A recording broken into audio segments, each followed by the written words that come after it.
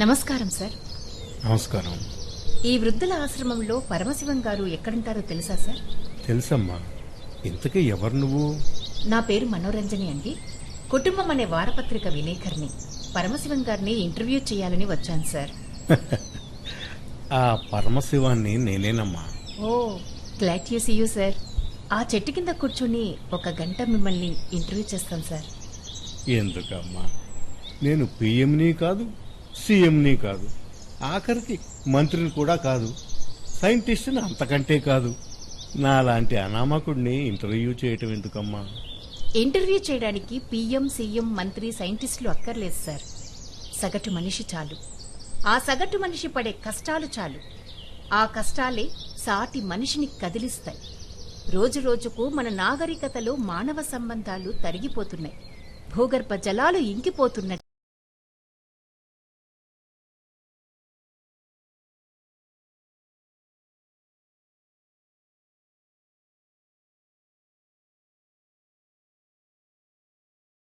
లోకజ్ఞానం బాగానే ఉంటుంది. భలేవారండి.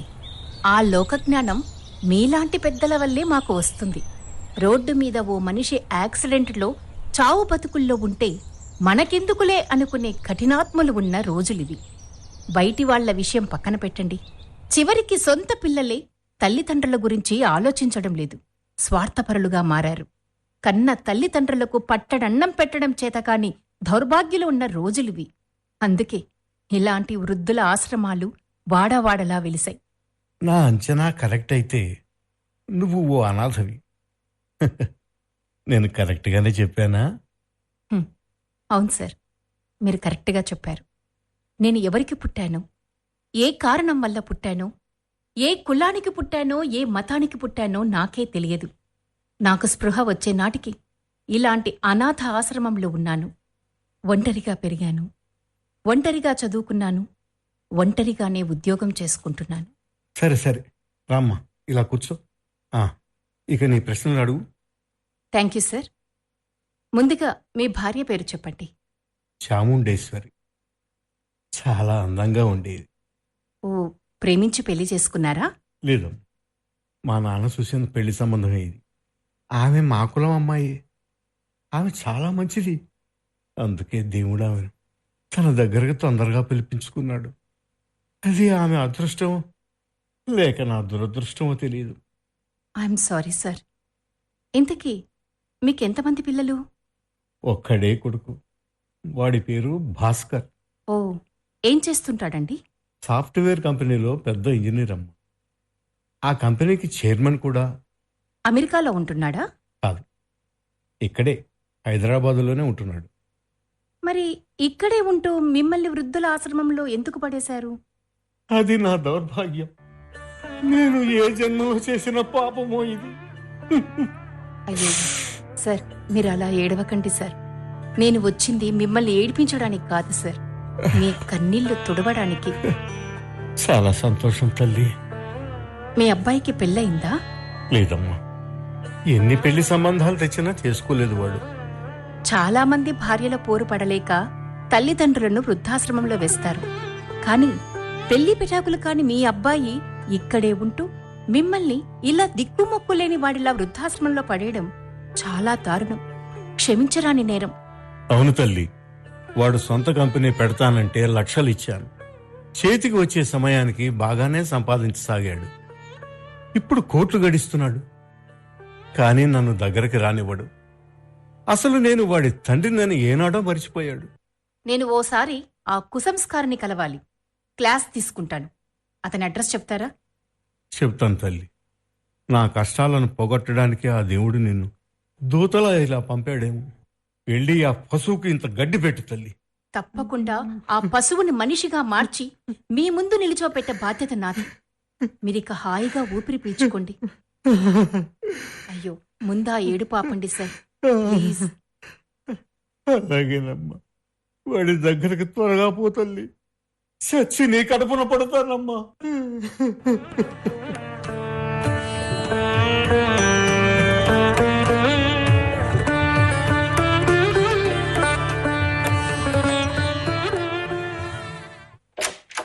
నమస్తే భాస్కర్ గారు, మీ ఛాంబర్లోకి రావచ్చా? రండి మనోరంజన్ గారు. ఓ, నేను మీకు తెలుసా? మీరు తెలియకపోవడేంటి మనోరంజన్ గారు? కుటుంబం అనే పత్రికలో ప్రతి వారం మీరు రాసే ఆర్టికల్ తప్పక చదువుతాను. ముఖ్యంగా తల్లిదండ్రులను నిర్లక్ష్యం చేసి వృద్ధుల ఆశ్రమంలో వేసే నీచమైన కొడుకులు కూతుళ్ల గురించి మీరు చాలా బాగా రాస్తారు. కండువాలో దాచిన చెప్పుతో కొట్టినట్లు యువతకు హితబోధ చేస్తున్నారు. I like it. మరి ఆ కథలు చదివిన మీరు ఎందుకు మారలేదు? కోట్ల ఆస్తి ఉన్న మీరు మీ నాన్నగారిని వృద్ధుల ఆశ్రమంలో ఎందుకు పడేశారు? ఆ విషయం మీకెవరు చెప్పారు? మీ నాన్నగారే చెప్పారు. ఆ ముసలుడు ఇంకా బతికే ఉన్నాడా? అదేమిటి, సొంత తండ్రి చచ్చాడో బతికాడో కూడా మీకు తెలియదా? బతికుంటే తిండి పెట్టను, చస్తే తలకొరి పెట్టను. అలాంటి ముసలోడు చచ్చినా బతికినా నాకేంటి? సొంత తండ్రిని పట్టుకుని ముసలోడంటున్నారే, నాన్నగారు అనలేరా? అనలేను. ఆ ముసలోడు నా తండ్రిని చెప్పుకోవడానికే నాకు ఇష్టం ఉండదు. ఆ ముసలోడే మిమ్మల్ని బీటెక్ చదివించాడు. ఆ ముసలోడే మీకు లక్షల ఆస్తినిచ్చాడు. ఆ ముసలోడి వల్లే మీరు సాఫ్ట్వేర్ కంపెనీకి చైర్మన్ గా ఎదిగారు.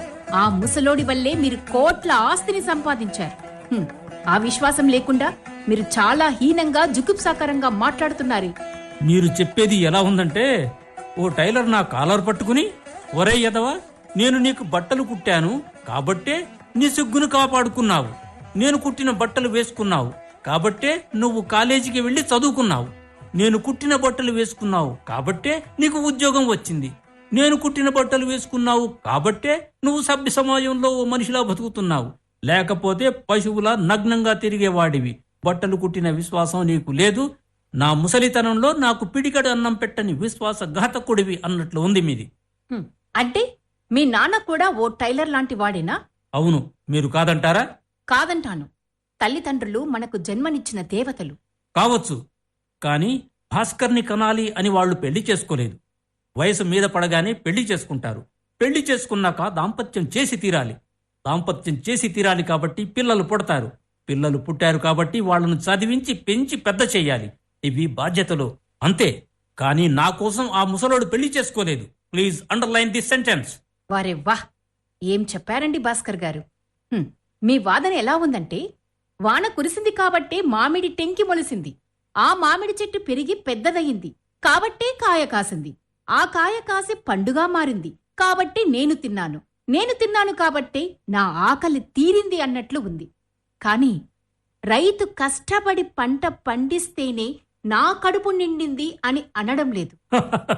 అవును, ఆ రైతు మామిడి పండును ఉచితంగా ఇస్తే మీరు చెప్పినట్లు విశ్వాసాన్ని చూపేవాడిని. కాని ఆ రైతు పండుకు విలువ కట్టాడు. ఆ డబ్బులు వసూలు చేసి పండు అమ్మాడు, వ్యాపారం చేశాడు. అంటే రైతుకు డబ్బు అవసరం, నాకు పండు అవసరం. డబ్బు ఇచ్చి ఆ పండును కొన్నాను కాబట్టి రైతు నా మీద మెహర్బానీ చేయలేదు అనుకుంటున్నాను.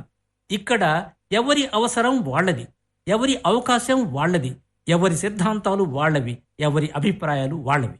అంతేకాని మీరు మీ నాన్నగారి పట్ల చూపుతున్నది అమానుషం అని ఒప్పుకోవడం లేదా? మీకిది అమానుషం అనిపిస్తోందా? కాదా మరి? మిమ్మల్ని పెంచి పెద్ద చేసిన తల్లి ఎలాగో పోయింది. అక్క, చెల్లి, అన్నా, తమ్ముడు లేని ఏకాకి మీరు. చివరికి మిగిలింది ఒక్కగానొక్క తండ్రి. అతని వయసు 60 ఏళ్లు. కాయకష్టం చేసుకోలేని ముసలితనం, పైగా ఎన్నో రోగాలు. అలాంటి వాడికి రోజుకు 3 పూటలు అన్నం పెట్టడానికి మీకేం రోగం? ఇక్కడ విచారించదగ్గ విషయం ఏమిటంటే, మీలాంటి విలేకరులు ఈ మధ్య ఏకపక్షంగా వార్తలు, కథలు, కథనాలు రాస్తున్నారు. రూపాయి నాణానికి బొమ్మ బొరుసు ఉన్నట్లే ప్రతి సమస్యకు తప్పు, ఒప్పులు అనే 2 ఆకారాలు ఉంటాయి.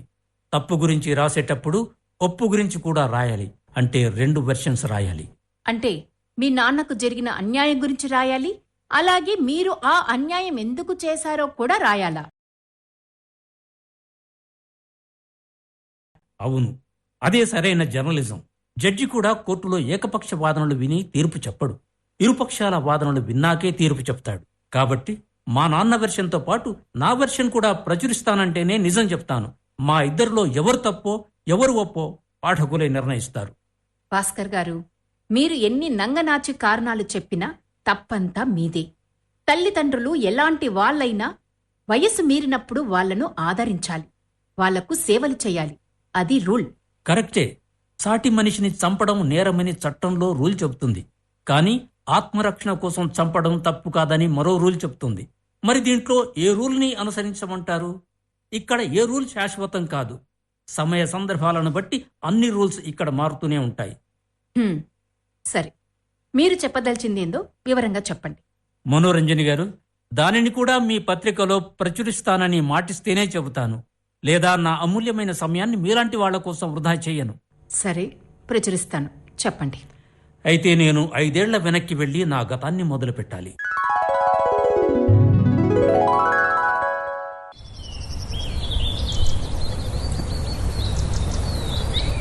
హాయ్ భాస్కర్. హాయ్ పునీత, పార్క్ వచ్చి ఎంతసేపు అయింది? ఇంతకు ముందే వచ్చిన 10 గంటలకే పార్క్ వస్తున్నాను చెప్పినాను కదా. కానీ మనసు ఉండబట్టలేక గంట ముందే జల్ది వచ్చేసిన. నువ్వు కూడా గంట ముందే ఇంత జల్దిగా వచ్చినవేంది? నా పరిస్థితి కూడా అంతే పునీత. మనసు ఆగలేక గంట ముందే వచ్చాను. కానీ నువ్వు కూడా నాలా గంట ముందు వస్తావని ఊహించలేదు. అంతే.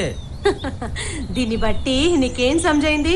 నేను నిన్ను ఎంత గాఢంగా ప్రేమిస్తున్నానో నువ్వు కూడా నన్ను అంతే గాఢంగా ప్రేమిస్తున్నావని అర్థమైంది. చల్ కాదు, నీ లెక్క కాదురాబాయ్. నీకంటే డబల్ గా నేను నిన్ను ప్రేమిస్తున్నా. కాబట్టి నీకోసం చిన్నప్పటి సంది అన్ని త్యాగం చేశాను మహాశయ. మనం చిన్నప్పటి సంది ఒకే బడిలో 10వ తరగతి వరకు చదువుకున్నాం. అవును. నేను 10వ తరగతిలో హోల్ స్టేట్ లోనే నెంబర్ 1 ర్యాంక్ లో పాస్ అయినా. అప్పట్లా నా ఫోటో పేపర్లు కూడా పడింది. అవును, ఆ కటింగ్ ఇంకా నా దగ్గరే ఉంది. కానీ నేను పరమమంతును. నాకు 36% మార్కులు వచ్చి పాస్ అయ్యాను. నిన్ను అందరూ సన్మానిస్తుంటే నేను కుళ్ళుకోదే తెలుసా. నాకు జరిగిన సన్మానంలా సంతోషించాను. అవునులే. ఇక నేను ఇంటర్లో బైపీసీలో చేరి డాక్టర్ని కావాలని మస్తు కలలు గన్నాను రాబాయ్. కానీ నువ్వు ఇంజనీర్ చదువుతానని పట్టుబట్టినావు. ఇంటర్లో ఎంపీసీ తీసుకున్నావు. నాకు లెక్కలంటే సచ్చేంత బుగులు. అది నీకెరకని కదా. అవును, అయినా నువ్వు నా పక్క సీట్లో కూర్చోవాలని నా కోసం డాక్టర్ కలను మార్చురీకి పంపావు. నా కోసం, నా స్నేహం కోసం ఎంపీసీలో చేరావు. దాంతో ఆ లెక్కలు నాకు సమజ్కొచ్చేటివి కాదు. మా వాకిట్లేసే ముగ్గులు లెక్క గజిబిజిగా ఉండేటివి. అందుకే జస్ట్ పాస్ మార్కులు తెచ్చుకున్నా. ఇంటర్లో సావు తప్పి కన్ను లొట్టబోయినట్టు పాస్ అయినా. 10వ తరగతిలో సంపాదించుకున్న ఇజ్జత్ మొత్తం పోగొట్టుకున్నా. తర్వాత నువ్వు కంప్యూటర్ ఇంజనీరింగ్ లో షరీక్ అవుతావని కొత్తగా మాట్లాడుతీవి. అవును, నా పక్క సీట్ లో కూర్చోవాలని నువ్వు కూడా ఇంజనీరింగ్ లో చేరావు. ఆ కంప్యూటర్ కోర్స్ కూడా మా ఇంటి ముందు వేసే రథం ముక్కు లెక్క పొడుగా ఉంది. మా ఇంట్లో తిరిగే ఎలుకలకు కంప్యూటర్ మౌస్ కు నాకు ఫరకే తెలిసేది కాదు. పెండలాంటి సబ్జెక్ట్ అది. ఇష్టం లేని సబ్జెక్టు. అందుకే ఏమి సమజ్కొచ్చేదే కాదు. అదేదో సినిమా లెక్క డిజాస్టర్ లా ఫెయిల్ అయినా. నువ్వు ఫస్ట్ ర్యాంక్ లో పాస్ అయి ఒడ్డున పడ్డావు. జబర్దస్త్ కొలు సంపాదించుకున్నావు. ఇంకా నేను బ్యాక్లాగ్ స్టూడెంట్ లెక్క సెమిస్టర్లు రాస్తున్నా. ఇంకా ఇంజనీరింగ్ కోర్సు పూర్తి చేయలేకపోతున్నా. దీన్ని బట్టి నీకేం సమజ్కొచ్చింది మహాశయ? నువ్వు నా కోసం చాలా త్యాగాలు చేసావని అర్థమైంది నాకు. మరి ఇప్పుడు నువ్వు ఏం చేయాలి? నిన్ను వెంటనే పెళ్లి చేసుకోవాలి. మరి ఎప్పుడు చేసుకుంటావు? మన ప్రేమ గురించి మా అమ్మకు చెప్పాను, ఒప్పుకుంది. మా నాన్నకు చెప్పి ఒప్పిస్తాను. అరే ఓ హౌలే, మీ అయ్య మన పెళ్లికి ఒప్పుకోడు. మీ అయ్యకు కులం పిచ్చి ఎక్కువరా బై. నాది పరాయి కులం కాబట్టి కులాంతర వివాహానికి అస్సలు ఒప్పుకోడు. నువ్వు చెప్పగానే ఒప్పుకోనికే ఆయన వీరేశలింగం పంతులు కాదు, తెలుగు సినిమా విలన్ రబై. కావచ్చు పునీత, కాని మా నాన్న చాలా మంచివాడు. నేనంటే ఆయనకు ప్రాణం. ఆయనంటే నాకు పంచ ప్రాణాలు. ఆయన నా కోసం, నా సుఖ సంతోషాల కోసం ఏ త్యాగమైనా చేస్తాడు. అరే చల్, ఇసొంటి బేకార్ ముచ్చట్లు నాకు చెప్పకరా బై. మీ అయ్య మీద నాకు నమ్మకం లేదు భాస్కర్. మా నాన్న గురించి నీకు పూర్తిగా తెలియదు పునీత. పైకి కొంచెం కటుగా మాట్లాడతాడు, కానీ లోపల చాలా మంచివాడు. మీ అయ్యకు 100 మంచి బుద్ధులుండొచ్చు, కానీ కులమనే చండాలమైన నీచమైన రోగం అవుతుంది. అక్కడే నాకు మండుతుంది. అది నిజమే పునీత, కాని నా కోసం సర్వం త్యాగం చేసిన మా నాన్న కులాన్ని కూడా త్యాగం చేస్తాడు. నాకా నమ్మకం అస్సలు లేదురా బై. కాని నాకు ఉంది. మన పెళ్లికి ఆయనను ఒప్పించే పూచి నాది పునీత. ఒకవేళ మీ అయ్య మన పెళ్లికి ఒప్పుకోకపోతే యాక్షన్ బి ప్లాన్ కూడా రెడీ చేయమల్లా. పునీత, నేను నిన్ను లేపుకుపోలేను, కాబట్టి నువ్వే నన్ను లేపుకుపో. ఇప్పుడు నా నాలుక మీద మాటను గుంజుకున్నారా బై.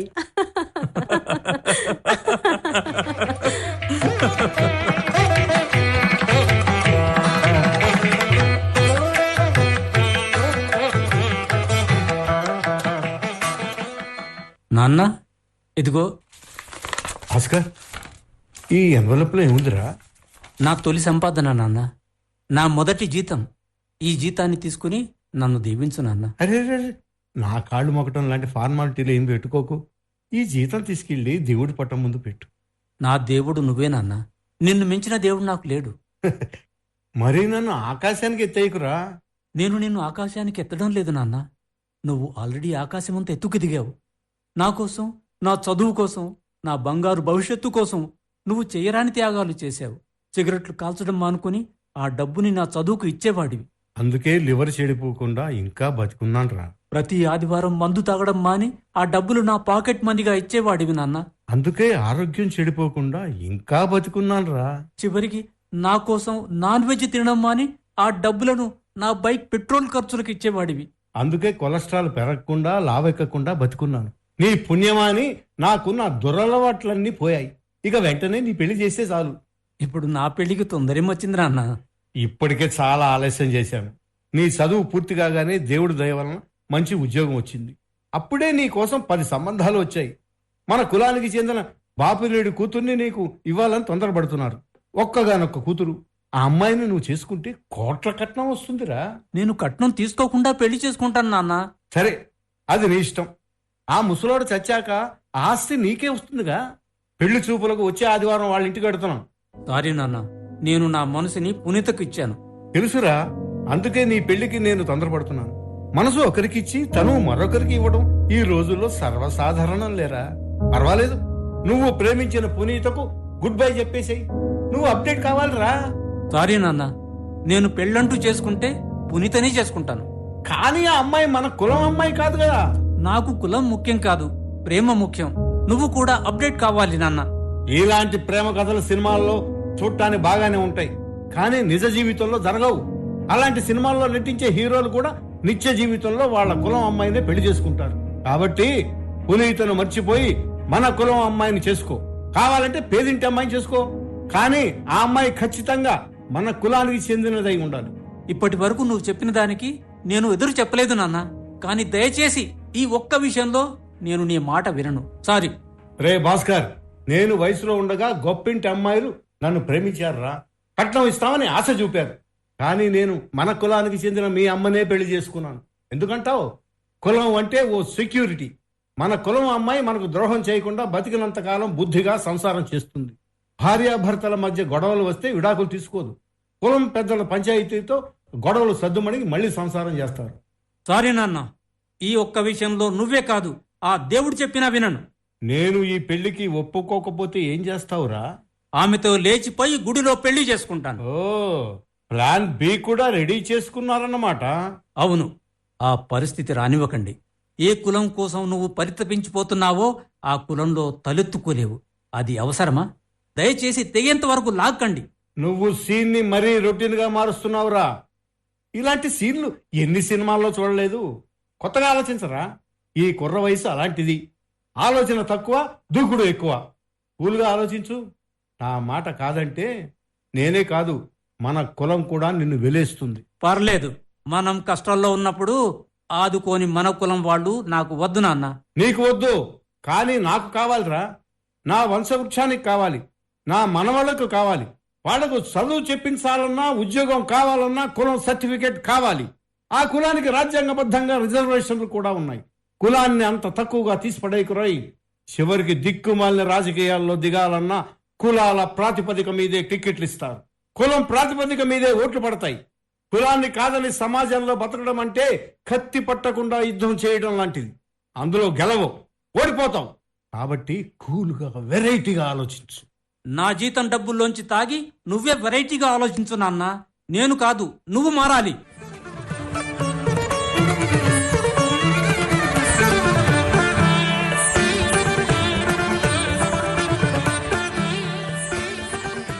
ఏందయ్యా ఇంట్లో గీలొల్లి? అత్త పోరు కాదు, మామ పోరు కాదు, గుడిసెలో గుడ్డోని పోరు అన్నట్టు ఉందల్లా. కులం కులం అంట నువ్వు కథలు పడుతున్నావేంది? ఇప్పుడు ఏమైంది చాముండేశ్వరి? ఇంకేం కావాలా? సావుపోయిన ఇల్లు లెక్క ఇల్లంతా సుంసాంగా మారింది. భాస్కరు మనకున్నది ఒక్కగానొక్క నలుసు. ఆడు చిన్నప్పటి సంధి పునీతను ప్రేమిస్తుండు. ఇద్దరు లంగోటి నాటి దోస్తులు. అలా పెళ్లి చేయాలని చిన్నప్పటి సంధి వాళ్ళ అమ్మ నేను అనుకున్నాం. ఆ ముచ్చట నీకు కూడా ఇరకనే. ఇన్ని రోజులు మనోడికి చదువు పూర్తి కావాలని పెళ్లిని వాయిదా వేసినాం. తర్వాత కొలువు లేదని వాయిదా వేసినాం. ఇప్పుడు వాడి చదువు పూర్తయింది, కొలువు కూడా వచ్చింది. ఇప్పుడు వాళ్ళు పెళ్లి చేసుకుందాం అనుకుంటే నువ్వు పుల్లలేస్తున్నావేంది? వాడికి మన కులం అమ్మాయితో పెళ్లి జరిపిస్తాను. నేను వాడికి చిన్నప్పటి నుంచి ఇదే మాట చెప్తూనే ఉన్నాను. నీకు కులం పిచ్చుంది కాబట్టే నన్ను పెళ్లి చేసుకున్నావు. కానీ ఆయనకి నీ లెక్క కులం పిచ్చి లేదు. నచ్చిన పిల్లని చేసుకునే హక్కు అనుకుంది. కానీ వాడు నా కొడుకు. నేను చూసిన అమ్మాయినే వాడు పెళ్లి చేసుకోవాలి. ఆడు నీ ఒక్కడికే కొడుకు కాదు, నాకు కూడా కొడుకు. ఆడోళ్ళని పిల్లనిచ్చి పెళ్లి చేస్తే సంసారం చెయ్యడు. దాన్ని వదిలి సన్నాసుల్లో కలిసిపోతాడు. అలా కలిసిపోయినా భరిస్తాను. కానీ వాడు పరాయి కులం పిల్లను నా ఇంటికి కోడలుగా తీసుకొస్తే మాత్రం భరించను. అయితే వాడు మనల్ని కాదని బయటకు పోయి పెళ్లి చేసుకుంటాడు. బయటనే సంసారం చేస్తాడు. అప్పుడు నీ కళ్ళు చల్లబడతాయి. వాడు పునీతను పెళ్లి చేసుకోకుండా చూస్తాను. ఆ ఇద్దరి పెళ్లి ఎలా ఆపాలో నాకు తెలుసు. ఆ ఇద్దరిని ఎలా విడగొట్టాలో కూడా నాకు తెలుసు. నీ దుర్మార్గం పాడుగాను. ప్రేమ జంటను విడగొడితే పుట్టగతో లేకుండా పోతాం. మనం ఏ జన్మలో ఏం పాపం చేసినామో లేక లేక ఒక్క కొడుకు పుట్టిండు. ఇంకా పాపాలు చెయ్యకు.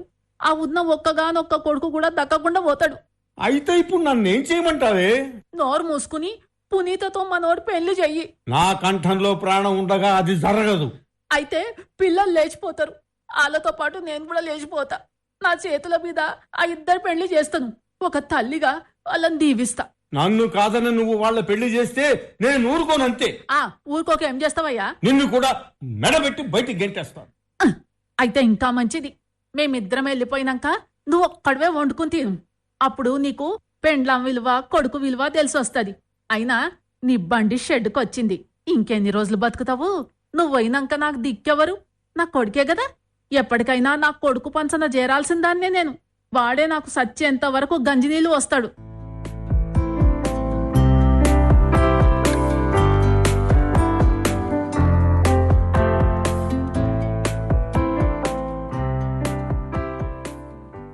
నమస్తే అంకుల్. నమస్తే నమస్తే. అరే అరే, అలా కాళ్ళు మొక్కకు. నేను మీ ఇంటికి వచ్చింది ఓ పెద్ద మనిషిగా రాలేదు. ఈ కానిస్టేబుల్ లాగా వార్నింగ్ ఇవ్వడానికి వచ్చాను. మీ అసొంటి పెద్దలు మా అసొంటి గరీబోళ్ళ ఇంటికి రావడం ఏంది అంకుల్? కాకితో SMS కబురు పంపినా నేనే మీ ఇంటికి వచ్చేదాన్ని గదా. ఎన్నటికైనా మీ ఇంటికి కోడలుగా వచ్చేదాన్ని నేనే గదా. అందుకే నిన్ను మా ఇంటికి పిలవలేదు. నీ కుడికాలు మా ఇంట్లో పెట్టకూడదనే నేనే స్వయంగా వచ్చాను. ఆ కుర్చీలో కూర్చోండి అంకుల్. మీ ఇంట్లో లెక్క మా ఇంట్లో సోఫాలు లేవు. మేము గరీబోళ్ళం. నీ స్థాయిని నువ్వు తెలుసుకున్నందుకు చాలా సంతోషం. అంటే మా స్థాయి కూడా నీకు తెలిసే ఉంటుంది. ఇక్కడ పేద ధనవంతుడు సమస్య కాదు, సమస్యల్లా కులం. నీకు తెలుసు, అందరికీ తామర గజ్జి లాంటి సకల రోగాలుంటాయి. కానీ నాకు నా కులం అనే ఒక గజ్జి ఉంది. అది చిన్నప్పటి నుంచి ఉంది. అది నీకు బాగా తెలుసు. ఆ ముచ్చట నాకు తెలియదా అంకుల్? నువ్వు కులం కోసం కుడితి నీళ్లు కూడా తాగుతావని నీ కొడుకు భాస్కర్ చెప్పేటోడు. పేజ తినకు. నువ్వు ఏం చెప్పదలుచుకున్నావో సూటిగా చెప్పు. నా పేరు పరమశివం, అంటే శివుడిని. శివుడు మూడో కన్ను తెరవనంత వరకే అందరూ క్షేమంగా ఉంటారు. ఆ మూడో కన్ను తెరిస్తే అంతా క్షేమమే. కాబట్టి నేను మూడో కన్ను తెరవక ముందే నువ్వు ఎవడినో పెళ్లి చేసుకుని అత్తారింటికి వెళ్ళిపో. ఆ పెళ్లి ఖర్చులు కూడా నేనే భరిస్తాను. మేము గరీబోలమే, కానీ అడుక్కు తినేటోళ్ళం కాదు. నీ మెహర్బానీ నాకేమొద్దు. గుడ్. నీ పెళ్లి ఖర్చులు నాకు మిగిలాయి. నీకు యాదగిరి అనే బావ ఉన్నాడని తెలుసు. వాడితో నీ పెళ్లి తీస్తాను. చేసుకోనంటే చేసుకోను. వాడు పచ్చి తాగుబోతూ తిరుగుబోతూ ఆవరగాడు. గుడ్. అలాంటి క్వాలిఫికేషన్స్ ఉన్నవాడే నీలాంటి బరి తెగించిన దానికి సరిగ్గా సూట్ అవుతాడు. నాకు ఇజ్జత్ ఇచ్చి మాట్లాడితే బాగుంటది.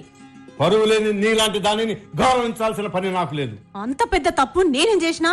చేయాల్సిన తప్పులన్నీ చేశావు. నీ బావ యాదగిరితో విచ్చలవిడిగా తిరిగావు.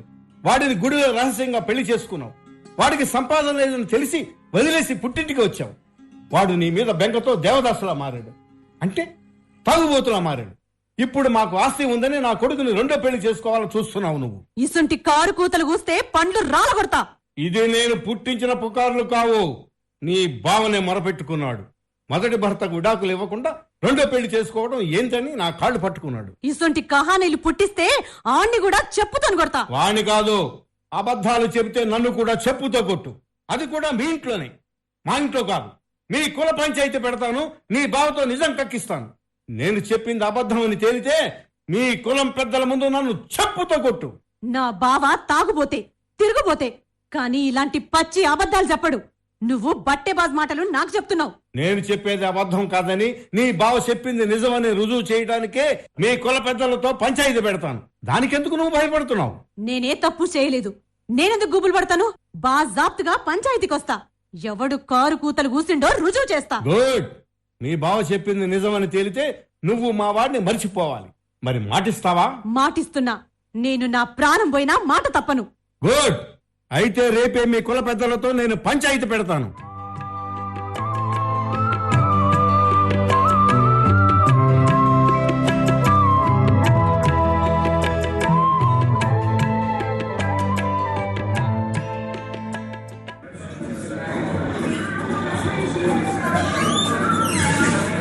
నమస్తే దొరా.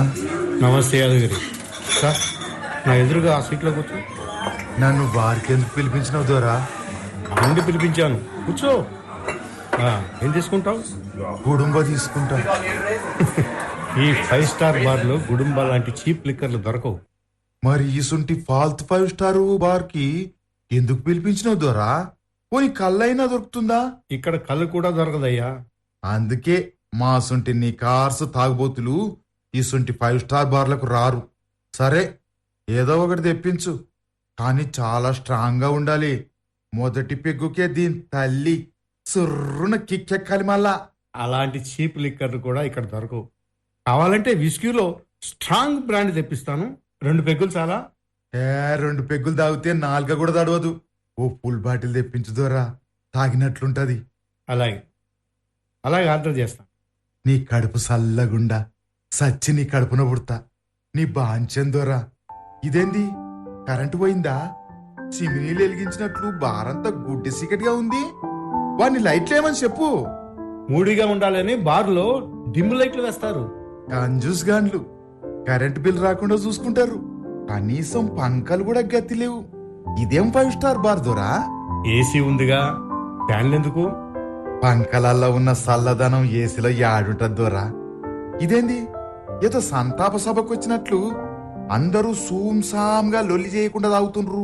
దీని తల్లి, మా కళ్ళు కంపౌండే మేలు. చేపల మార్కెట్ లెక్క లొల్లి లొల్లిగా ఉంటది. మన ఓర్లుతూ పక్కోడు ఓర్లింది ఇంటే ఆ మజానే వేరు.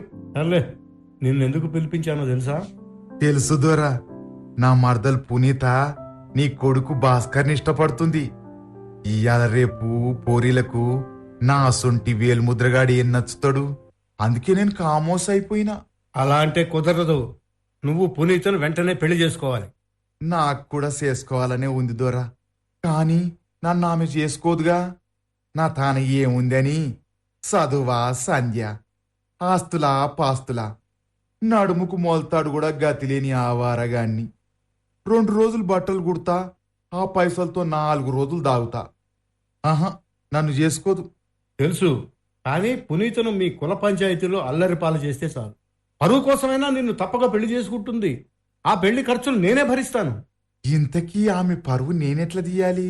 నువ్వు పునీత విచ్చలవిడిగా తిరిగారని, మీ ఇద్దరికి గుడిలో రహస్యంగా పెళ్లి జరిగిందని, నీకు సంపాదన లేదు కాబట్టి నిన్ను వదిలేసిందని, అందుకే నువ్వు తాగుబోతుగా మారావని ఓ కట్టు కథ ఆమెకు చెప్పాను. నా మాటలకు భయపడుతుందని అనుకున్నాను, కానీ తిరగబడింది. తప్పు దొరా. పెళ్లి గాని ఓ ఆడబిడ్డను ఇట్లా బదలాం చేయడం తప్పు. నాకు కూడా అసుంటి సెల్లెలుంది. నా సెల్లి మీద ఎవరైనా ఇసుంటి అబండాలేస్తే ఊరుకుంటానా? మర్డర్ చేస్తా. నీకు నీ మరదలు పునీత కావాలా వద్దా? కావాలి సార్, కానీ ఇసుంటి బట్టెబాజు మాటలు చెప్పి చేసుకోలేను. అసుంటి సంసారం ఎల్లకాలం నిల్వదు. కాటన్ బట్టతో కుట్టిన అంగినే ఎల్లకాలం ఉంటది. కాగితంతో కుట్టిన అంగి ఒక్కరోజు కూడా ఉండదు. వద్దు, నేను తాగుపోతునే, తిరుగుపోతునే, కానీ ఇసుంటి బట్టెబాజి మాట్లాడను. నా మర్దలు జిందగీ బార్బాద్ చేయలేను. ఓరి పిచ్చోడా, నువ్వు అలాంటి అబద్ధాలు చెబితేనే ఆమె నిన్ను పెళ్లి చేసుకుంటుంది. అప్పుడే నా కొడుకుని వదిలేస్తుందిరా సన్నాసి. ఆ ఇద్దరి పెళ్లిని ఆపమంటే నేను ఆపుతాను, కానీ ఇసుంటి పుకార్లు పుట్టించి ఆమె నేను పెళ్లి చేసుకోలేను. మా పునీత చాలా ఆత్మాభిమానం గలది. నేను చెప్పినట్లు చేస్తే 2 లక్షలు ఇస్తాను. 2 లక్షలు ఇస్తావా?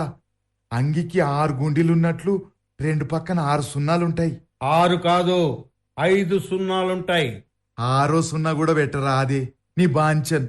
సరే 10 లక్షలు ఇస్తాను. ఆ 10 లక్షలతోటి కోటి సెంటర్లో టైలర్ షాప్ పెట్టుకుంటా. 10 కుట్టు మిషన్లు పెట్టుకుంటే మస్తు గిరాకీ వస్తుంది. నేను తాగి పాడుకున్నా వర్కర్లు పైసలు సంపాదించి పెడతారు. ఇక నాకు సంపాదన వస్తే పునీత నాతో ఎందుకు సంసారం చేయదు? పైగా ఆమెను పెళ్లి చేసుకున్నానని పట్టెబాజు మాటలు చెప్తే సరి. నువ్వు చెప్పినట్లు కులం వాళ్ళ ముందు ఇజ్జత్ కోసమైనా నన్ను సచ్చినట్లు పెళ్లి చేసుకుంటది. ఒక్క తుటాకు 2 పిట్టలు. పిట్టల దొర లెక్క గప్పాలు కొట్టి ఆ పిట్టను పడేస్తాను చూసుకోదరా. ఈ కుసిలో ఒక్కటి కాదు 2 బాటిల్ తాగుతామల్లా. గుడ్.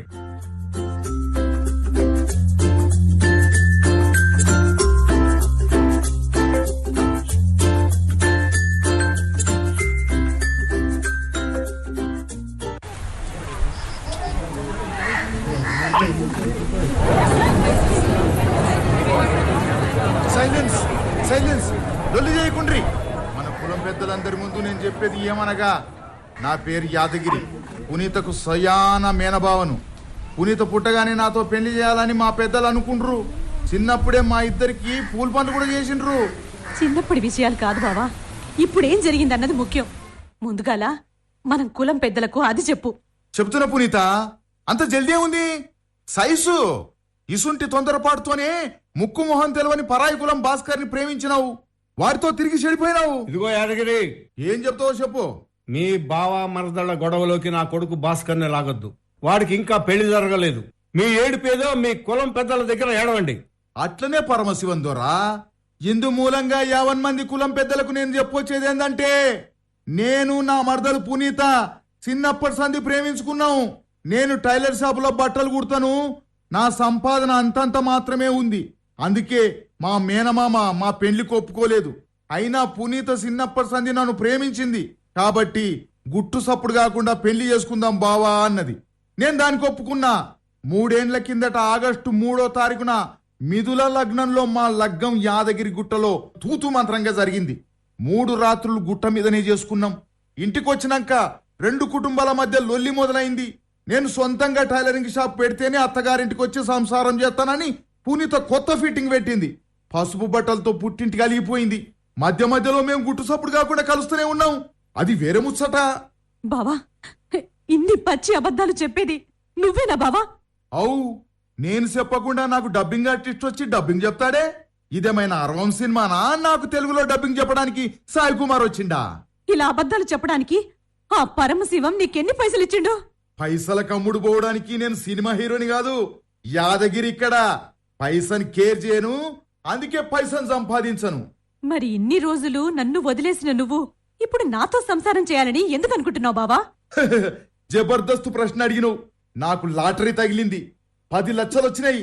దాంతో కోటి సెంటర్లో టైలరింగ్ షాప్ పెట్టాలని సోంచా ఇచ్చిన. ఇప్పుడు నిన్ను ఏలుకునే పైస నా దగ్గరుంది కాబట్టి నాతో సంసారం చేయడానికి నాతో వచ్చాయి. కావాలంటే ఈసారి కులంగడ్డకు తెలిసేటట్లు మరోసారి జయ్యత్గా పెళ్లి చేసుకుంటా. అంటే ఇసొంటి బట్టే బాజ్ మాటలు చెప్పినందుకు పరమశివం నీకు 10 లక్షలు ఇచ్చిండన్నమాట. ఇదిగో పునీత, ఇది మీ కుల పంచాయతీ. ఇందులోకి నన్ను నా కొడుకును లాగొద్దని ఇంత ముందే చెప్పాను. యాదగిరికి 10 లక్షలు ఇచ్చి నీ పెళ్లి చేయాల్సిన అవసరం నాకేంటి? అవుందోరా, నువ్వు చాలా మంచోడివి. పాపం మమ్మల్ని కలపాలని నువ్వు ఎప్పటి సందో చూస్తున్నావు. కానీ నా మర్దలు, సారీ, నా పెండ్లాం పునీత నీ మాట ఇంటలేదు. బావా, మరొక్కసారి నన్ను నీ పెండ్లామని వదిలితే పెద్దల ముందే చెప్పుతో కొడతాను. పునీత, మొగుడిని చెప్పుతో కొడతావా? అది కూడా మాలాంటి పెద్దల ముందు మాట్లాడే మాటలేనా ఇవి? ఎన్నాళ్ళు నువ్వు కట్టుకున్న మొగుడు యాదగిరి మోసం చేస్తావు? పరమశివం, మరొక్క కారు కూతకొస్తే నిన్ను కూడా చెప్పుతో కొడతా. ఇన్ని అబద్ధాలు చెబుతున్న నువ్వు పురుగులు పడి చేస్తావురా, కుక్క చావు చేస్తావురా నీచుడా. విన్నారా అండి? ఓ పెద్ద మనిషిని చూడకుండా మీలాంటి పెద్ద మనుషుల ముందే బజారు దానిలా ఎలా తిడుతుందో, ఇలాంటి దానిని నా ఇంటికి కోడలుగా చేసుకోవాలా? అసలు మీ కొడుకులకు ఇలాంటి ఆడదానితో పెళ్లి జరిపిస్తారా?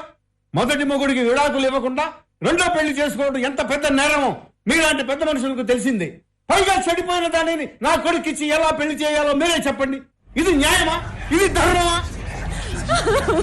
ఒరాయి బట్టే బాస్ పరమశివం, ఇసొంటి కారు కూతలు వస్తే నిన్ను చెప్పుతాను కొడతాను నా కొడక. కొట్టు, న్యాయం చెప్పేవాళ్ళ అందరినీ చెప్పుతో కొట్టు. ఇదిగో పునీత, ఆ పెద్ద మనిషి ఎవరో మాకు తెలియదు, ఎసొంటి వాడో కూడా మాకు తెలియదు. అతని మాటలు మేము నమ్మము.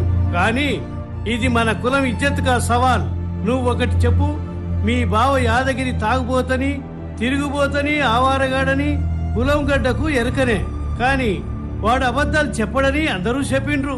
ఇక వాడు చెప్పుతాడో చెప్పడో నువ్వే చెప్పు. వాడు ఎప్పుడైనా అబద్ధాలు ఆడిండా?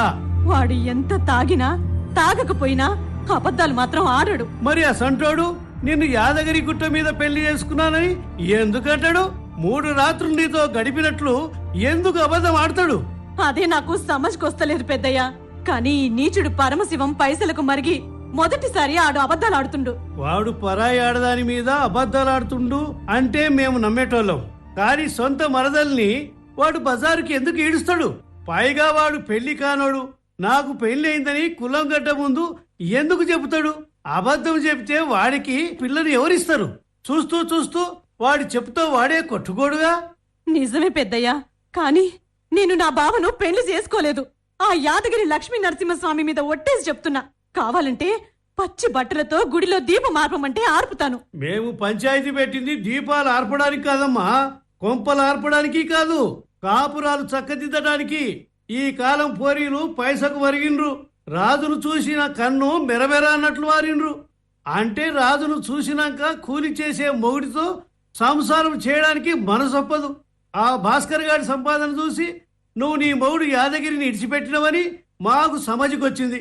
అంచేత నువ్వు యాదగిరితోనే సంసారం చేయాలి.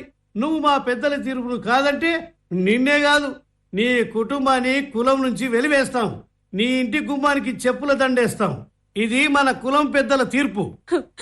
మీరు తొందర పడకండ్రి పెద్దాయనా. ఆ పరమశివంగాడు మా బావను తోలు బొమ్మ లెక్క ఆడిస్తుండు.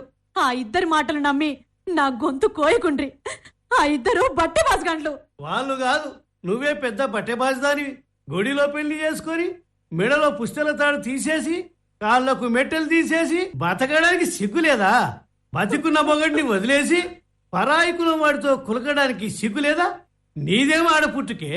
నీ అసంటి బజారాది మాకు పుట్టి ఉంటే పుతికే పిసికి సంపెట్టోళ్ళం. నీది ఒక బతికేనా? ఎందుకే నీకు ఆడ పుట్టుక? మర్యాదగా ఇక్కడి నుంచి పో, లేకపోతే మన కులం ఆచారం ప్రకారం నీ మెడలో చెప్పుల దండ వేసి గాడిద మీద ఊరేగిస్తాం. చల్ ఫట్.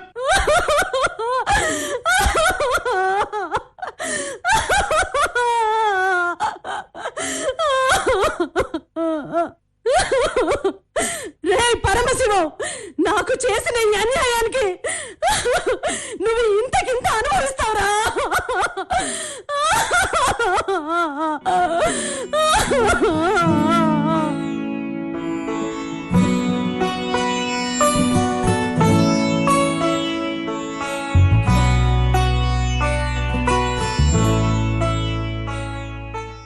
అయ్యో పునీత, ఏం పని చేసినావు పునీత? కులం పంచాయతీలో నీకు జరిగిన బేయిజ తట్టుకోలేక ఆత్మహత్య చేసుకున్నావా? పైగా నా సావుకి ఊరు కారణం కాదు, ఇది నా దౌర్భాగ్యం అని సూసైడ్ నోట్ రాసినావా? నువ్వు సావలేదు, నేను నిన్ను చంపినా. నా బట్టెబాజు మాటలే నిన్ను చంపినాయి. ఆ పరమశివంగాడు నాకు 10 లక్షలు ఇస్తానంటే కులం పంచాయతీలో అబద్ధం చెప్పిన.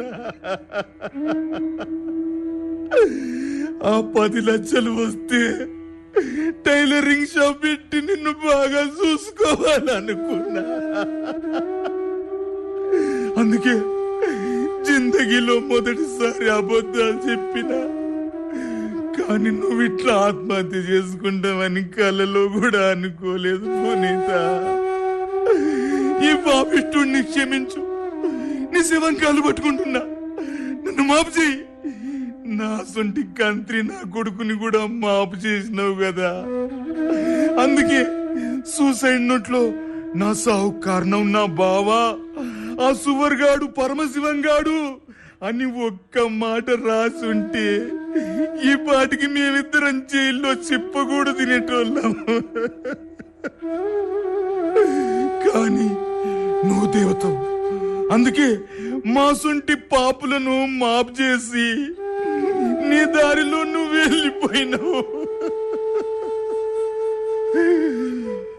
నువ్వు జీవి విడిచినా మేం చేసిన పాపం మమ్మల్ని విడిసిపోదు. నీ సావు కారణం మేమిద్దరం, మేం పురుగులు పడి చేస్తాం, కుక్క సాగు చేస్తాం, మాకు పుట్టగతులు ఉండవు. అయ్యా, నా మర్దలు సావుకు వచ్చిన కులం పెద్దలారా, ఇప్పుడు నిజం చెప్తున్నాను. నా మర్దల్ని నేను పెళ్లి చేసుకోలేదు. ఆ పరమశివం గాడు 10 లక్షలు ఇస్తానంటే అబద్ధం చెప్పినానయ్యా. మాకు శోభనం రాత్రులు జరగలేదు. నా మర్దలు ఇంకా కన్ను పిల్లని నిప్పు కాబట్టి జిల్లేడు చెట్టుతో పెళ్లి చేసినాకనే కాష్టం పెట్టుండ్రి, లేకపోతే దాని ఆత్మకు శాంతి ఉండదు. నా మర్దల్ని కన్నె పిల్లలకి సాగనంపకుండ్రి, నన్ను చెప్పుతో కొట్టుండ్రి, నా మెడలో చెప్పుల దండ వేసి గాడిద మీద ఊరేగించుండ్రి, నాకు గుండు గీసి సున్నం బొట్టు పెట్టుండ్రి, నన్ను చంపేయండ్రి, నన్ను చంపేయండ్రి, నన్ను రాళ్ళతో కొట్టి చంపుండ్రి.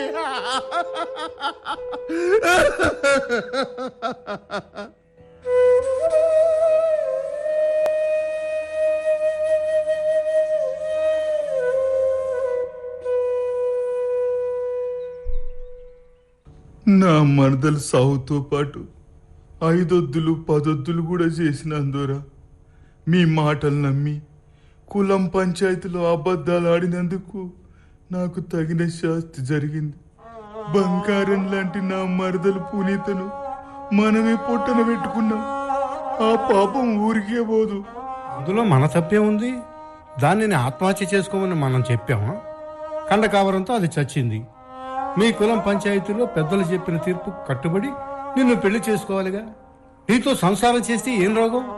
బలిపెక్కి ఆత్మహత్య చేసుకుంది మూర్ఖురాలు. బతికుండగా అన్యాయంగా మనం తిట్టినందురా అది చచ్చిపోయినాక కూడా తిట్టడం మంచిది కాదు. సచ్చినోళ్ళు దేవుళ్ళతో సమానం. నా మర్దల్ని ఇంకొక మాట తిట్టినా నేను ఊరుకోను, నిన్న ఆల్క కోస్తా. నీ మరదల్ని తిడితే పౌరుషం ముంచుకొచ్చిందే. సొంత భావను నిన్ను కాదని నా కొడుకును పెళ్లి చేసుకోవాలని చూసింది. అలాంటి దుర్మార్గురాలు చనిపోతే సంతోషించక ఏడుస్తావేంద్రా వేరే చచ్చినాడు. నా మరదలు దుర్మార్గురాలు కాదురా, దేవత. అందుకే సూసైడ్ నోట్లో నువ్వు పుట్టించిన అబద్ధాలు రాయలేదు.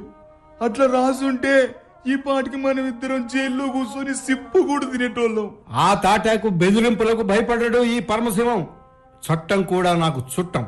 దాని నుంచి ఎలా తప్పించుకోవాలో నాకు బాగా తెలుసు. ఇంతకే ఎందుకు వచ్చినావో చెప్పు. వ్రతం చెడ్డ, ఫలితం దక్కాలంటారు. మీరు నాకు ఇస్తానన్న 10 లక్షలు ఇస్తే నా మరదలు తల్లిదండ్రులకు ఇస్తాను.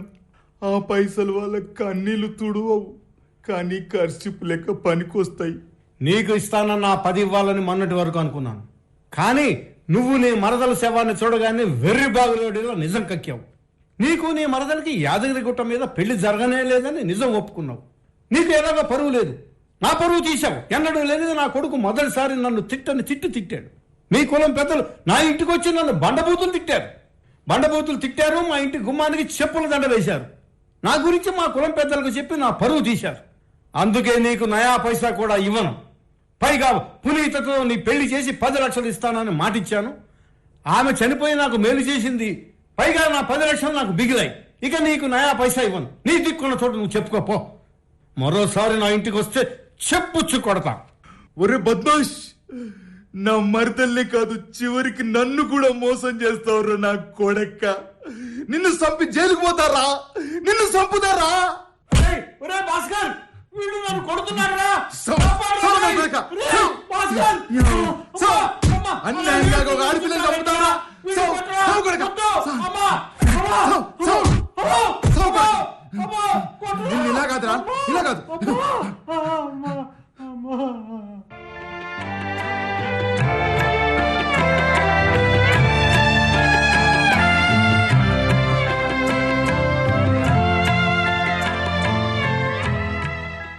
అమ్మా అమ్మా అమ్మా అమ్మా కుక్క కుంటి కాలుతో మురిగినట్టు ఒర్లుతావేంది? ఉడుకులీళ్లతో దెబ్బలుగా ఆపుతున్నా కదా, నోరు మూసుకో. ఆ యాదగిరి గారు నన్ను గొడ్డులు బాధినట్లు కొడితే నా మీద ఒక్కరికి జాలి కలగలేదంటే వాడు నన్ను కొడుతూ ఉంటే మన భాస్కర్ గారు తమాషా చూశాడు, కానీ విడిపించలేదు వేదవా. మంచి పని చేసిండు. ఒక కొడుకుగా వాడు నిన్ను కొట్టలేడు కదా, అందుకే ఆ యాదగిరిగాడు నిన్న చితగొడుతుంటే చూసి సంతోషించుండు. మంచిగైంది. చేసుకున్నోళ్లకు చేసుకుందంత అని పెద్దోళ్ళు ఊరికే అనలేదు. నీ కక్కుర్తి బుద్ధి పాడగాను. నీ నోట్ల మన్నువు అయ్యా, బంగారం లాంటి పునీతను చంపినవు. ఆ పాపం మనకు ఊరికే పోదు, 7 తరాల వరకు అంటుకుంటది. అందుకే ఆ దేవుడు మనకు ఆడబిడ్డనియ్యలేదు. ఈ వంశం ఉన్నంత కాలం ఆడబిడ్డ పుట్టదు. మధ్యలో నీ శాపనార్థాలుంటే పాపిస్తుందాన్న. ఆ యాదగిరిగాడు కొట్టిన దెబ్బల కంటే నీ ఇద్దరు సూటిపోటి మాటలే నన్ను గాయపరుస్తున్నాయి. నోరు మూసుకొని ఆ డాక్టర్ ఇచ్చిన మందులు ఇవ్వు. ఇంగ పట్టు, ఈ గోళీలు వేసుకుని సావు. పునీత లాంటి మంచి మంచోళ్లకు సావొస్తోంది, కానీ నీకు సావొస్తలేదు. అందుకే పాపి చిరాయివు అంటారు పెద్దలు. మరుగురాలా, సొంత మొగుడి సావునే కోరుకుంటావుటే నీచురాలా. మొగుడు మంచోడైతే ఏ పెండ్లమైనా మేలు కోరుకుంటది. అదే నీ అసుడ్డోడి దుర్మార్గుడైతే సావే కోరుకుంటది. మరి నీ బతుకు పాడుగాను. అమాయకురాల్ని చంపి నువ్వు మాత్రం దర్జాగా బతుకుతావా? నువ్వు కూడా కుక్క సావు సస్తావు, పురుగులు పడి సస్తావు, సర్వనాశనం అయిపోతావు. దొంగ సచ్చినోడా. నాకు బయట ప్రతిపక్షాలున్నాయి, వాళ్ళతో ఏగవచ్చు, కానీ ఇంట్లో ఉండే అసమ్మతితో ఏగలేవు. నా బతుకు చెడ.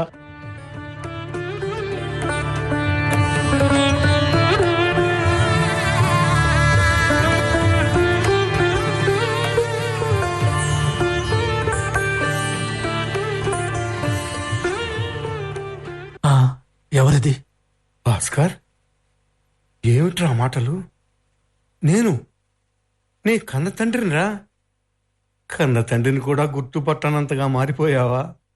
సారీ, నా పునీతతో పాటే నా తండ్రి కూడా చనిపోయాడు మిస్టర్ పరమశివం. తండ్రిని పట్టుకుని పేరు పెట్టి పిలుస్తున్నావేంట్రా? పైగా మిస్టర్ పరమశివం. ఇదేనా నువ్వు నీ తండ్రికి ఇచ్చే గౌరవం? నిన్ను ఇంకా గౌరవిస్తున్నాను కాబట్టి మిస్టర్ పరమశివం అన్నాను. అదే నిన్ను అగౌరవపరచాలంటే పరమశివం అనేవాడిని. వద్దులే, మిస్టర్ పరమశివం అనే పిలిపే బెటర్. నా గదికి రావద్దని చాలాసార్లు చెప్పాను, అయినా ఎందుకు వచ్చావు? నా పునీత పోయినప్పటి నుంచి ఈ చీకటే తోడయి, ఈ చీకట్లో నన్ను ఒంటరిగా కూడా బతకని బాబా. Get out. మనిషికి కళ్ళు పోయినా కన్నీళ్లు పోవురా కన్నా. కోపతాపాలు వచ్చినంత మాత్రాన కన్న తండ్రి ప్రేమ సావదురా. నీ మీద నాకున్న ప్రేమ అలాంటిది. పునీత చనిపోయి 6 నెలలు, ఉన్న ఉద్యోగాన్ని వెళ్లకుండా ఇంకా అమ్మాయి ఫోటోను చూస్తూ కూర్చుంటే ఎలా రాకన్నా? రోజంతా ఏడుస్తూ జీవోత్సవంలా మారావు. ఈ గదిలోనే ఒంటరిగా బతుకుతున్నావు. మీసం గడ్డం పెంచి పిచ్చోళ్లా మారావు. సగం బక్కచికి రోగిష్టిలా మారావు. నువ్వు కూడా ఆత్మహత్య చేసుకుంటావేమోనని నేను మీ అమ్మ భయపడి చస్తున్నావురా. మా శోకాన్ని కూడా అర్థం చేసుకోరా తండ్రి. చనిపోయిన వాళ్లను మర్చిపోవాలి కన్నా. చనిపోయిన వాళ్లను మర్చిపోవచ్చు, కానీ చంపబడిన వాళ్లను మర్చిపోలేవు. నేను పునీతను చంపలేదు. ఆ అమ్మాయి ఖండకావరంతో ఆత్మహత్య చేసుకుంది. ఆమె ఆత్మహత్యకు కారణం నువ్వు. నీ కుట్ర వల్లేవో నిండు ప్రాణం పోయింది. నేను నిన్ను గౌరవించకపోయినా నీ వయసుని గౌరవించక తప్పదుగా, అందుకే కొట్టలేకపోతున్నాను. సర్లే, ఇక ఆమెను తిట్టంలే. నువ్వు బాధలో ఉన్నావు. ఇప్పుడు నువ్వు నన్ను తిట్టినా కొట్టినా భరిస్తా. కానీ ఇలా ఎన్నాళ్ళురా? ఇంతకి నువ్వు ఏం చెప్పదలిచావో ముందు అది చెప్పు. ఇక నేను చెప్పొచ్చేది ఒకటి. నువ్వు ఈ బాధల్లోంచి బయటపడాలంటే ఒక్కటే దారి. మన కులానికి చెందిన బాపినేడు గారి అమ్మాయిని వెంటనే పెళ్లి చేసుకో. కొత్త బంధాలు ముడిపడితే పాత బంధాలు మర్చిపోవచ్చు. అన్ని బాధలు మర్చి కొత్త జీవితం మొదలు పెడతావు. నేను పెళ్లి చేసుకోను. అయితే మరో అమ్మాయిని చేసుకో. మన కులంలో 1,000,000 మంది అమ్మాయిలు ఉన్నారు. ఇక ఈ అమ్మాయిని పెళ్లి చేసుకోను.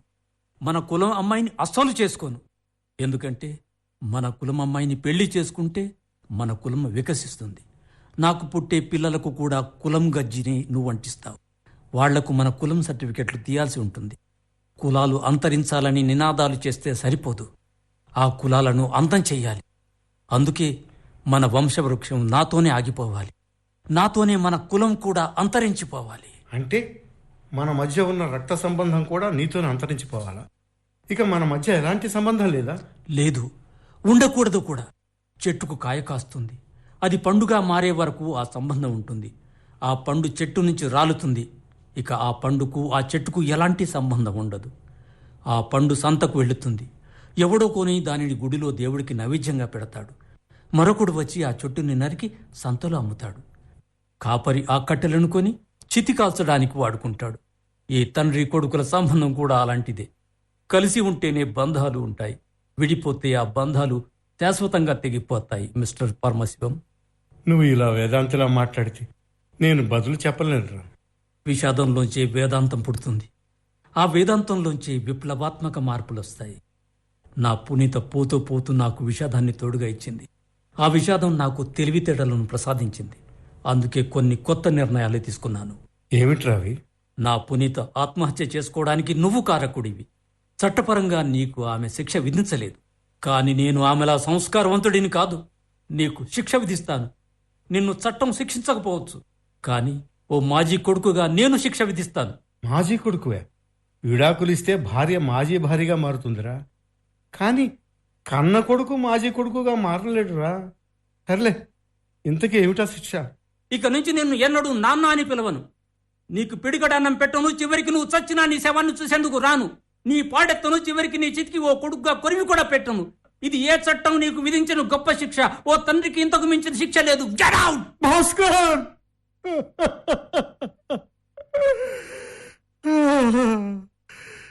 నా పాపానికి తగిన శిక్షే పడింది.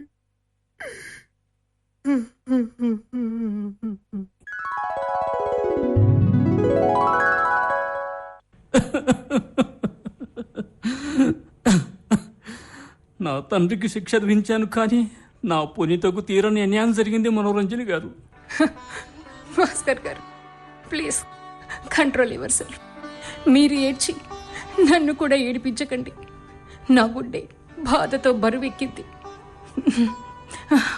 ఇంతకు ఆ తర్వాత ఏమైందో చెప్పండి. పునీతకు మా నాన్న చేసిన పాపం ఊరికే పోలేదు. ఆ బాధతో పక్షవాతం వచ్చి మా అమ్మ మంచం పట్టింది. 6 నెలలకి చనిపోయింది మా అమ్మ. నేను ఇల్లు విడిచి ఒంటరిగా బతుకుతున్నాను.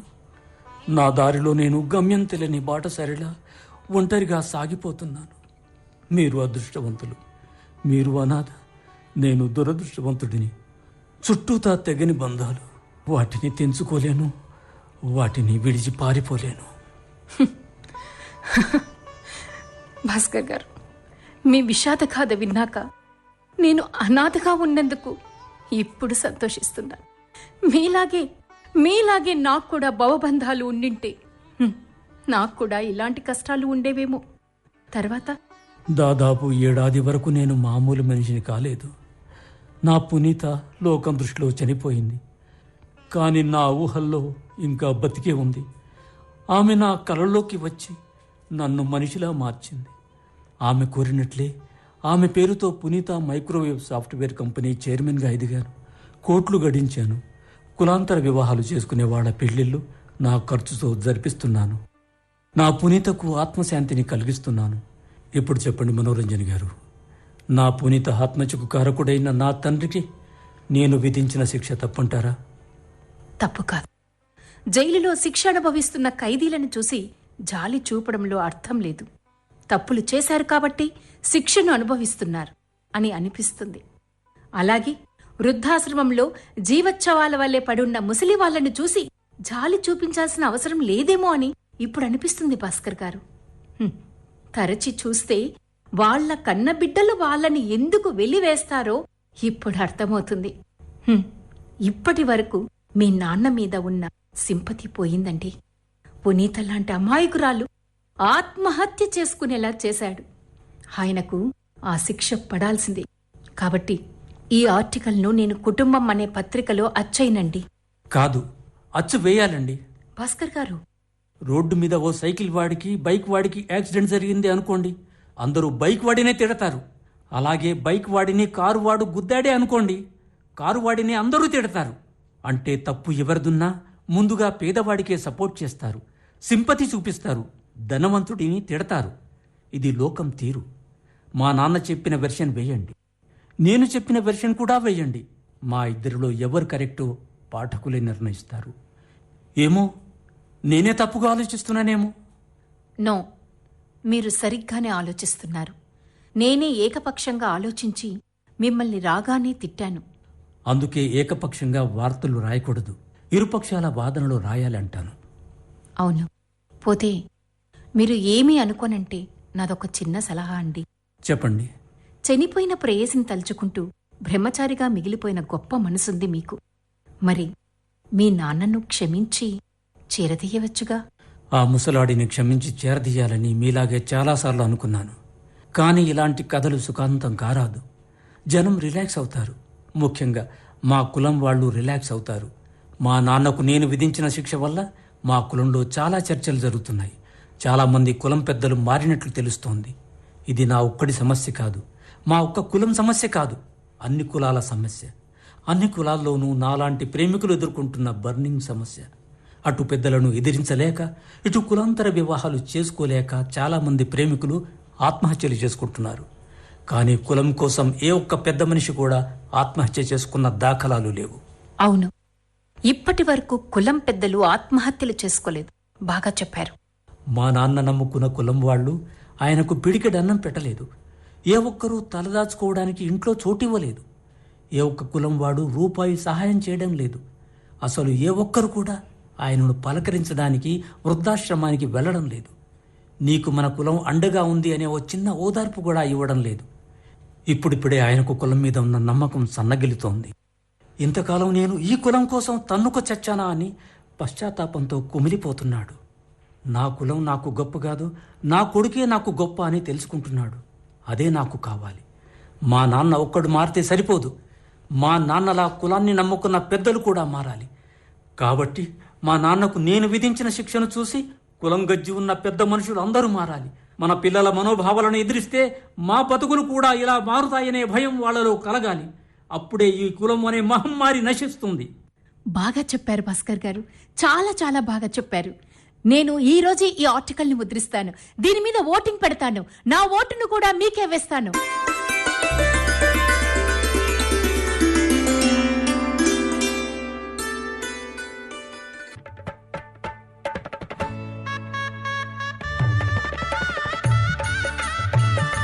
ఇంతవరకు